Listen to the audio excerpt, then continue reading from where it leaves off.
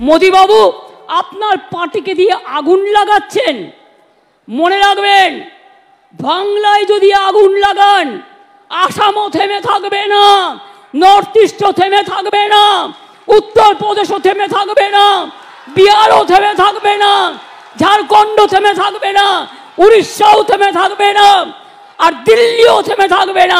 संवैधानिक और कानूनी रूप से इस तरह की बातें करना एक कानूनन अपराध है। যিনি রাজ্যের লোককে ভয় দেখিয়ে বেড়াচ্ছেন, হুমকি দিচ্ছেন, নিজের দলের কর্মীদের উস্কানি দিচ্ছেন, এবার তার বিরুদ্ধেই এফআইআর দায়ের হলো। আপাতত এক জায়গায় হয়েছে, দেখে শুনে যা মনে হচ্ছে তাতে বাংলার মুখ্যমন্ত্রী মমতা বন্দ্যোপাধ্যায়ের নামে বিভিন্ন রাজ্যে এফআইআর হবে। এবং শুধু এফআইআর নয়, ভারতবর্ষের বেশ কয়েকটি রাজ্যের মুখ্যমন্ত্রী আমাদের বাংলার মুখ্যমন্ত্রীকে যা পারেন তাই বলছেন। মানে মান সম্মান নিয়ে এমনিতেই তো আমাদের কিছু ছিল না, গোটা দেশের বিভিন্ন রাজ্যের কাছে এই বাংলার মান সম্মান বলে কিছুই ছিল না। এবারে প্রতিটা রাজ্যের মুখ্যমন্ত্রী একেবারে মমতা বন্দ্যোপাধ্যায় এবং আমাদের পশ্চিমবঙ্গের নাম করে যা তা বলছেন। কাকে দিয়েছেন রানীর পাঠ, এবার ভাবতে হবে আপনাদের। মমতা বন্দ্যোপাধ্যায় তিনি বিজেপিকে, বিরোধী দল, সাংবাদিকদের হুমকি এবং শাসানি দিয়ে বেড়াচ্ছেন। এবার তার বিরুদ্ধে দিল্লিতে এফআইআর হচ্ছে। আর কি হলো, কিভাবে আমাদের রাজ্যকে অপমানিত হতে হলো আমাদের রাজ্যের মুখ্যমন্ত্রী মমতা বন্দ্যোপাধ্যায়ের জন্য, সবটা শোনাবো আপনাদের, দেখাবো। এই প্রতিবেদন শেষ অবধি দেখুন। আমি মানব, দ্য নিউজ বাংলায় আপনাদের স্বাগত জানাচ্ছি। সাত সকালেই এক্স হ্যান্ডেলে একটা পোস্ট করে দিলেন রাজ্যের মুখ্যমন্ত্রী মমতা বন্দ্যোপাধ্যায়। ভয় পেয়ে গেছেন, সাংবাদিকরা তাকে চাপে রেখেছে। এই প্রথমবার মনে হয় মমতা বন্দ্যোপাধ্যায় নিজের কোনো বক্তব্যের জন্য সাফাই দিলেন। রাজ্যের মুখ্যমন্ত্রী মমতা বন্দ্যোপাধ্যায়কে প্রায় এক পাতার একটা চিঠি লিখে রাজ্যের মানুষকে সাফাই দিতে হলো। কারণ এখন আমরা আর কোনো তথ্য গোপন করতে দিচ্ছি না। কয়েকজন ইউটিউবারদের চাপে মেনস্ট্রিম মিডিয়াও খবর করতে বাধ্য হয়েছে, এবং যে জন্য এই 13 বছরে মনে হয় প্রথমবার মমতা বন্দ্যোপাধ্যায় রাজ্যের মুখ্যমন্ত্রী কৈফিয়ত দিলেন। এবং সেই সঙ্গে অবশ্য আমরা যারা সোশ্যাল মিডিয়ায় কাজ করি তাদেরকে মোটামুটি ছোট করে একটা ধমকিও দিয়েছেন। খুব ভয় পেয়ে গেছি আমরা, এত ভয় পেয়ে গেছি থরথর করে কাঁপছি। মমতা বন্দ্যোপাধ্যায় কি লিখলেন? I detect a malicious disinformation campaign in some print, electronic and digital media which has been unleashed with reference to a speech that I made our students program yesterday. গতকাল আমি আমার ছাত্রদের প্রোগ্রামে একটা বক্তব্য রেখেছিলাম এবং সেখান থেকে ভুল তথ্য ইনফরমেশন ছড়াচ্ছে প্রিন্ট মিডিয়া, ইলেকট্রনিক মিডিয়া এবং ডিজিটাল মিডিয়া। কি বলেছিলেন মমতা বন্দ্যোপাধ্যায়? তিনি রীতিমতো হুমকি দিয়েছিলেন, ধমকে দিয়েছিলেন ডাক্তারদের। সহজ ভাষায় এটা কি বলে, কি বলেছিলেন ভালো করে শুনুন একবার। কোনো ব্যবস্থা নিইনি, আপনারা আন্দোলন করেছেন, আমি কোনো ব্যবস্থা আপনাদের বিরুদ্ধে নেব না। কারণ আমি যেহেতু মনে করি আপনাদের দুঃখ থাকতে পারে, অভিমান থাকতে পারে, ক্ষোভ থাকতে পারে, আপনারা বিচার চাইছেন, কিন্তু এবার আস্তে আস্তে জয়েন করুন, এবার আস্তে আস্তে যোগদান করুন। তা নাহলে সুপ্রিম কোর্ট কিন্তু সেদিন বলেছিলেন, এরপর থেকে স্টেট গভর্নমেন্টকে পাওয়ার দেওয়া হলো টু টেক অ্যাকশান। আমি অ্যাকশান নিতে চাই না, তার কারণ আমি চাই ওরা ভালো করে পড়াশুনো করুক। আমি যদি কারোর বিরুদ্ধে এফআইআর করি, তার ভবিষ্যৎটা নষ্ট হয়ে যাবে, সে আর কোথাও চান্স পাবে না, পাসপোর্ট পাবে না, ভিসা পাবে না। আমি যদি কারোর বিরুদ্ধে লিগালি অ্যাকশান নিই, সে বিচার পাবে না, সে মনে রাখবেন তার জীবনটা পুরো নষ্ট হয়ে যাবে। একে বলে হালকা হুমকি। কি কি করতে পারে আমি সেটা বলে দিলাম, তারপরে বলছি আমি কিন্তু এটা করছি না। এটা যদি হুমকি না হয় তাহলে আর কি? মমতা বন্দ্যোপাধ্যায় বলছেন আমরা নাকি ভুল তথ্য পরিবেশন করছি। ভুল তথ্য পরিবেশনা করছি না ম্যাডাম, আমরা জোর গলায় আবার বলছি, আপনি ডাক্তারদের হুমকি দিয়েছেন, আপনি এই রাজ্যের সাধারণ মানুষকে হুমকি দিয়েছেন, এবং শুধু ডাক্তার এবং সাধারণ মানুষ নয়, আপনি এই ভারতবর্ষের বাকি কয়েকটা রাজ্যে অশান্তি ছড়ানোর চক্রান্ত করেছেন। আমি বলছি না এটা, আমি বলছি আপনি জুনিয়র ডাক্তারদের হুমকি দিয়েছেন, সে ভিডিও আমি আপনাদের দেখালাম। আমি বলছি আপনি বিভিন্ন রাজ্যে অশান্তি ছড়ানোর চক্রান্ত করেছেন, তার জন্য গোটা বাংলাকে আজকে বিভিন্ন রাজ্যের মুখ্যমন্ত্রীরা গালাগাল করছে শুধুমাত্র আপনার জন্য। খুব ভয় পেয়ে গেছি, আপনার চিঠি দেখে আমরা এত ভয় পেয়ে গেছি, এবং সেটা আমরা জোর গলায় বলতে পারছি ম্যাডাম আমরা প্রচন্ড ভয় পেয়ে গেছি। এবং এটাও আমরা জোর গলায় বলছি যে আপনি বিভিন্ন রাজ্যে অশান্তি ছড়ানোর চেষ্টা করছেন, তার জন্য আপাতত দিল্লিতে এফআইআর হলো। কে এফআইআর করলেন? দেখতে পেলাম আজকে আমরা সুপ্রিম কোর্টের আইনজীবী বিনীত জিন্দাল প্রথমে এফআইআর করলেন। কি বলছেন তিনি, শুনুন আপনারা। बंगाल की मुख्यमंत्री ममता बनर्जी, जिन्होंने कल टीएमसी छात्र संगठन के लोगों को संबोधित करते हुए लोगों को उकसाने और भड़काने वाली बातें की, उन्होंने अपने भाषण के दौरान ये कहा कि यदि बंगाल जलेगा तो देश के और राज्य भी जलेंगे।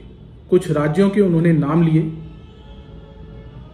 मंशा ममता बनर्जी की उस भाषण और उस वक्तव्य को सुनने के बाद सही नहीं लगती। साथ ही संवैधानिक और कानूनी रूप से इस तरह की बातें करना एक कानूनन अपराध है। ममता बनर्जी बंगाल की सीएम है, जिससे उनका एडमिनिस्ट्रेटिव कंट्रोल है बंगाल में, बंगाल की पुलिस के ऊपर, बंगाल के सरकारी अधिकारी के ऊपर, जिससे इस वक्तव्य की ग्रेविटी और बढ़ जाती है। आज इसी को लेकर मैंने एक शिकायत दिल्ली पुलिस कमिश्नर के पास दायर की है, जिसमें मैंने ये आग्रह किया है कि बंगाल की मुख्यमंत्री ममता बनर्जी के खिलाफ लोगों को भड़काने, देशद्रोह की धाराओं के तहत एफआईआर दर्ज की जाए।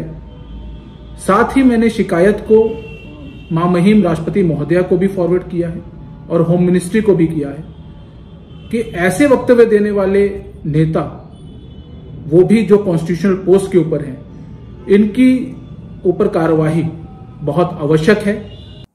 মমতা বন্দ্যোপাধ্যায় এক পাতা চিঠি লিখলেন আজকে, আমরা নাকি মানুষকে ভুল তথ্য দিচ্ছি, ভুল ইনফরমেশন দিচ্ছি এবং তার বিরুদ্ধে মানুষকে উস্কানি দিচ্ছি। খুব ভয় পেয়ে গেছি এবং এই ভয় পেয়ে আমি আপনাদের যেটা বলতে চাইছি যে মমতা বন্দ্যোপাধ্যায়ের জন্য বিভিন্ন রাজ্যের কাছে আজকে বাংলার মানুষের মাথা হেট হয়ে গেল। একা মুখ্যমন্ত্রী আমাদের মাথা লজ্জায় হেট করে দিয়েছেন, প্রত্যেকটা রাজ্যের মুখ্যমন্ত্রী গালাগাল দিচ্ছে। কে কি বলেছেন একবার শুনে নিন আপনারা। টিএমসিপির মঞ্চ থেকে মুখ্যমন্ত্রী মমতা বন্দ্যোপাধ্যায় কি বলেছিলেন, যদি কেউ মনে করেন এটা বাংলাদেশ, আমি বাংলাদেশকে ভালোবাসি, ওরা আমাদের মতো কথা বলে, ওদের সংস্কৃতি আমাদের সংস্কৃতি এক, কিন্তু মনে রাখবেন বাংলাদেশ একটা আলাদা রাষ্ট্র। তারপরে তিনি বললেন, মোদিবাবু আপনার পার্টিকে দিয়ে আগুন লাগাচ্ছেন, মনে রাখবেন বাংলায় যদি আগুন লাগান অসমও থেমে থাকবে না, উত্তর পূর্বও থেমে থাকবে না, উত্তরপ্রদেশও থেমে থাকবে না, বিহারও থেমে থাকবে না, ঝাড়খণ্ড থেমে থাকবে না, ওড়িশাও থেমে থাকবে না, দিল্লিও থেমে থাকবে না, আপনার চেয়ারটা আমরা টলমল করে দেবো। ঠিক কিভাবে হুমকি আর উস্কানি দিয়েছিলেন নির্লজ্জের মতন মমতা বন্দ্যোপাধ্যায়, শুনুন আপনারা। কেউ কেউ মনে করছেন এটা বাংলাদেশ, আমি বাংলাদেশকে ভালোবাসি, ওরা আমাদের মতো কথা বলে, ওদের সংস্কৃতি আমাদের সংস্কৃতি এক। কিন্তু মনে রাখবেন বাংলাদেশ একটা আলাদা রাষ্ট্র, ভারতবর্ষ একটা আলাদা রাষ্ট্র। মোদিবাবু আপনার পার্টিকে দিয়ে আগুন লাগাচ্ছেন, মনে রাখবেন বাংলায় যদি আগুন লাগান আসামও থেমে থাকবে না, নর্থ ইস্টও থেমে থাকবে না, উত্তরপ্রদেশও থেমে থাকবে না, বিহারও থেমে থাকবে না, ঝাড়খণ্ড থেমে থাকবে না, উড়িষ্যাও থেমে থাকবে না, আর দিল্লিও থেমে থাকবে না। আপনার চেয়ারটা আমরা টলমলো করে দেব। এক্স হ্যান্ডেলে এক পাতার পোস্ট করে সাংবাদিকদের ভয় দেখালেন মমতা বন্দ্যোপাধ্যায়। খুব ভয় পেয়ে গেছি আমরা, এত ভয় পেয়ে গেছি সেজন্য মমতা বন্দ্যোপাধ্যায় নিজের পুলিশ কমিশনার বিনীত গোয়েল আর এই মুহূর্তে কালকের পর থেকে এডিজি সাউথ বেঙ্গল সুপ্রতিম সরকারকে আর মিডিয়ার সামনে আনতে পারছেন না, কারণ তাদেরকে একেবারে কলকাতা হাইকোর্টের প্রধান বিচারপতি, সুপ্রিম কোর্টের প্রধান বিচারপতি এবং তারপর বাংলার ইউটিউবাররা একেবারে প্যান্ট খুলে দিয়েছে। তাই বিনীত গোয়েল আর সুপ্রতিম সরকারকে আর সামনে আনা যাচ্ছে না। ভারতবর্ষের বাকি রাজ্যের মুখ্যমন্ত্রীরা কি বলছেন? মণিপুরের মুখ্যমন্ত্রী এন বীরেন সিং এক্স হ্যান্ডেলে পোস্ট দিয়েছেন, উত্তর পূর্বকে হুমকি দেওয়ার সাহস কি করে হলো দিদি আপনার? এই ধরনের দায়িত্বজ্ঞানহীন মন্তব্যের তীব্র নিন্দা জানাচ্ছি।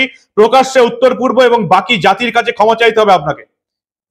দায়িত্ব জ্ঞানহীন মন্তব্য কে বলছেন? এন বীরেন সিং মণিপুরের মুখ্যমন্ত্রী বলছেন মমতা বন্দ্যোপাধ্যায় দায়িত্ব জ্ঞানহীন মন্তব্য করেছেন। এতদিনে ভারতবর্ষের বাকি মুখ্যমন্ত্রীরা বুঝতে পারছে, আমরা তো কবে থেকে জানি যে মুখ্যমন্ত্রী মমতা বন্দ্যোপাধ্যায় দায়িত্ব জ্ঞানহীনের মতন মন্তব্য করেন। এন বীরেন সিং মণিপুরের মুখ্যমন্ত্রী বলছেন দায়িত্ব জ্ঞানহীন মন্তব্য, গোটা উত্তর পূর্ব এবং বাকি জাতির কাছে ক্ষমা চাইতে হবে আপনাকে। অবিলম্বে বিভেদমূলক রাজনীতি বন্ধ করতে হবে, সহিংসতা এবং ঘৃণা উস্কে দেওয়ার রাজনীতি বন্ধ করুন মমতাজি। একজন রাজনৈতিক নেতার পাবলিক প্ল্যাটফর্মে সহিংসতার হুমকি দেওয়া অত্যন্ত অপ্রীতিকর। মাথায় চাঁটি মেরে মমতা বন্দ্যোপাধ্যায়কে রাজনীতির শিক্ষা দিলেন মণিপুরের মুখ্যমন্ত্রী এন বীরেন সিং। আর কে কি বলেছেন? যোগী আদিত্যনাথ বলেছেন তৃণমূল সরকারের নারী বিরোধী আচরণ গণতন্ত্রের লজ্জা। যোগী আদিত্যনাথ, যোগী মানুষ, তাই এতটা মুখ খারাপ করতে পারেননি, সেই জন্য খুব ভদ্র ভাষায় মমতা বন্দ্যোপাধ্যায়কে ব্যঙ্গ করেছেন। তৃণমূল সরকারের নারী বিরোধী আচরণ গণতন্ত্রের লজ্জা। আর কি বলবেন? ওড়িশার মুখ্যমন্ত্রী মোহন চরণ মাঝি কি বলছেন? ওড়িশা সম্পর্কে আপত্তিজনক মন্তব্য করার অধিকার আপনাকে কে দিয়েছে? ওড়িশা শান্তিপূর্ণ রাজ্য, এখানকার মানুষ দায়িত্ববান। মমতাকে ব্যঙ্গ করেছেন ওড়িশার মুখ্যমন্ত্রী মোহন চরণ মাঝি। এখানেই শেষ নয়, আর এক বিজেপির মুখ্যমন্ত্রী হিমন্ত বিশ্ব শর্মা, তিনি কি বলেছেন? দিদি, আপনার এত সাহস কি করে হলো যে আপনি অসমকে হুমকি দিচ্ছেন? আমাদের রক্তচক্ষু দেখাবেন না। আপনি ব্যর্থতার রাজনীতির মাধ্যমে ভারতবর্ষকে একদম অগ্নিগর্ভ করে তোলার চেষ্টা করবেন না। এই বিভাজনকারী ভাষা আপনার মুখে শোভা পায় না। যে পারছে সেই মমতা বন্দ্যোপাধ্যায়কে অপমান করে যাচ্ছে, আর মমতা বন্দ্যোপাধ্যায় এখনো হুমকি দিয়ে যাচ্ছে। এই হুমকিতে যে আর সাংবাদিকদের ভয় পাওয়ানো যাবে না, এটা মমতা বন্দ্যোপাধ্যায় এবং কলকাতা পুলিশ যত তাড়াতাড়ি বুঝে যাবে তত তাড়াতাড়ি এদের মঙ্গল। কলকাতা পুলিশ আরজি করের হামলার দিন মেয়েদের বাথরুমে লুকিয়ে পড়েছিল। মান সম্মান কিছু আছে?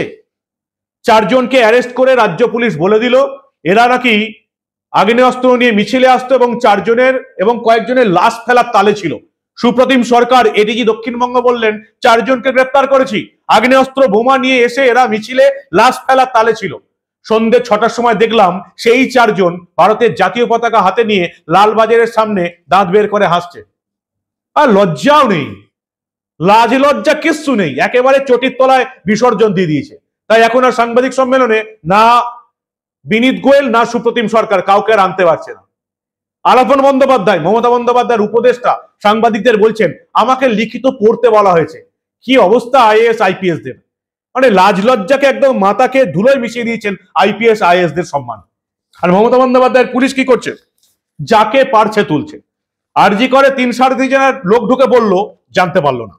ইস্টবেঙ্গল মোহনবাগানের সমর্থকরা যুব ভারতীর ক্রীড়াঙ্গনের সামনে গিয়ে আন্দোলন করলে তারা জানতে পারে ভিড়ের মাঝে মিশে দুষ্কৃতীরা হামলা করবে। আরজি করে জানতে পারে না। দমদম থেকে বেলগাছিয়া বস্তি থেকে হাজারো হাজারো লোক চলে আসে, তৃণমূলের দাদাদের লোক চলে আসে, কলকাতার পুলিশ জানতে পারে না। সেই কলকাতা পুলিশ কি করছে জানেন? উই ওয়ান্ট জাস্টিস নামে একটা হোয়াটসঅ্যাপ নাকি গ্রুপ হয়েছিল, সেই গ্রুপে নাকি মমতা বন্দ্যোপাধ্যায়ের বাড়িতে হামলা চালানোর জন্য সবাইকে জড়ো হতে বলা হয়েছিল এবং সেই জন্য 5 জনকে গ্রেপ্তার করা হয়েছে। হোয়াটসঅ্যাপ চ্যাট থেকে গ্রেপ্তার, ভাবুন একবার। আগে 4 জনকে গ্রেপ্তার করে লেজে গোবরে হয়ে লালবাজারে গেটে ছেড়ে দেওয়ার পরেও এই কলকাতা পুলিশের শিক্ষা হয়নি, আবার প্যান্ট খুলে যাবে। একে তো মান সম্মান কিছু নেই। সুপ্রিম কোর্টের প্রধান বিচারপতি, কলকাতা হাইকোর্টের প্রধান বিচারপতি জামা প্যান্ট খুলে উলঙ্গ করে দিয়েছেন কলকাতা পুলিশকে। মান সম্মান নেই। অকুস্থল, আরজি করের সেই অকুস্থলে 9ই আগস্ট সকালে 50 জন লোকজন ঘুরে বেড়াচ্ছে, কলকাতা পুলিশ সাফাই দিচ্ছে না আমরা কর্ডন করে রেখেছিলাম, বাকি 11 ফুটে ওরা দাঁড়িয়ে আছে। মানে মিথ্যাবাদীর একদম নির্লজ্জের চরম সীমায় পৌঁছে গেছে কলকাতা পুলিশ। নিজেদিকে এতটাই অপদার্থ বানিয়েছে, বাংলার একজন সাধারণ মানুষ বুঝতে পারছে সাংবাদিক হতে হবে না, নেতা হতে হবে না। বাংলার সাধারণ মানুষ বুঝতে পারছে কলকাতা পুলিশ আর বাংলার পুলিশ এখন কতটা অযোগ্য আর অপদার্থ। হোয়াটসঅ্যাপ চ্যাট দেখে 5 জনকে গ্রেপ্তার করা হলো। শুভম সেন শর্মা, বর্ষা ঘোষ, কৃষ্ণা ঘোষ, গ্রুপের 2 অ্যাডমিন অরিজিৎ দে, স্বাগত বন্দ্যোপাধ্যায়, এরা নাকি হোয়াটসঅ্যাপে মমতার বাড়িতে হামলা চালানোর জন্য প্ল্যান করেছিল। আর কত আপনারা এরকম ন্যাক্কারজনক কাণ্ড ঘটাবেন কলকাতা পুলিশ, সেটাই দেখার। মমতা বন্দ্যোপাধ্যায় হুমকি দিলেন, দিল্লির পুলিশ কমিশনারের কাছে এফআইআর করার দাবি জানিয়েছেন বিনীত জিন্দাল। কি বলছেন বিনীত জিন্দাল, আরো একবার ভালো করে শুনুন আপনারা। संवैधानिक और कानूनी रूप से इस तरह की बातें करना एक कानूनन अपराध है। বিনীত জিন্দাল দিল্লির পুলিশ কমিশনারের কাছে বলেছেন সাংবিধানিক পদে বসে থেকে একজন সাংবিধানিক প্রধানের এইভাবে হুমকি শাসানি দেওয়াটা একেবারেই আইন বিরুদ্ধ, অপরাধ করেছেন মমতা বন্দ্যোপাধ্যায়। কিন্তু কে কার কথা শোনে? যার হাতে আপনারা এই রাজ্যের দায়িত্ব তুলে দিয়েছেন, পুলিশ যার হাতে, স্বাস্থ্য দপ্তর যার হাতে, তিনি যা খুশি তাই করতে পারেন। তিনি ভারতবর্ষের প্রতিটা রাজ্যকে হুমকি দিতে পারেন, শাসানি দিতে পারেন, অশান্তি ছড়ানোর চক্রান্ত করতে পারেন। কিছু করবে কলকাতা পুলিশ? নিজের পুলিশ মন্ত্রীর বিরুদ্ধে কলকাতা পুলিশ কিছু করবে, এই বোকামি কেউ ভাবতে পারে? এটা তো ভাবনা চিন্তার বাইরে। তাই দিল্লির পুলিশ কমিশনারের শরণাপন্ন হয়েছেন একজন সুপ্রিম কোর্টের আইনজীবী বিনীত জিন্দাল। ভারতবর্ষের বিভিন্ন রাজ্যে কিন্তু এবার মমতা বন্দ্যোপাধ্যায়ের বিরুদ্ধে এফআইআর হবে। তাই বলছিলাম ম্যাডাম, সাংবাদিকদের ভয় দেখানোর আগে এবার নিজে একটু ভয় পান। মানুষ কিন্তু জেগে উঠেছে, প্রত্যেকটা রাজনৈতিক দল খেপে গেছে, সাধারণ মানুষ খেপে গেছে, কোনো মানুষ আর এই সরকারটাকে চাইছে না। দেখুন এবার কত জায়গায় এফআইআর হয় আপনার নামে এই উস্কানিমূলক মন্তব্যের দায়ে। আপাতত এই দিল্লির এফআইআর এবং বিভিন্ন রাজ্যের মুখ্যমন্ত্রীরা যে অপমানটা করছেন সেটা আগে সামলান, তারপরে বাংলার মিডিয়া এবং সাংবাদিকদের হুমকি দেবেন। তারা আপনার নামে কি মিথ্যা কথা ছড়াচ্ছে সেটা নয়, পরে দেখা যাবে। আপনারা কি বলেন? আপনাদের গুরুত্বপূর্ণ এবং মূল্যবান মতামত জানান দা নিউজ বাংলার কমেন্ট সেকশনে। আর দেখতে থাকুন দা নিউজ বাংলা। আমরা আবার এই ধরনের কোনো ঘটনা চেপে রাখতে দেব না।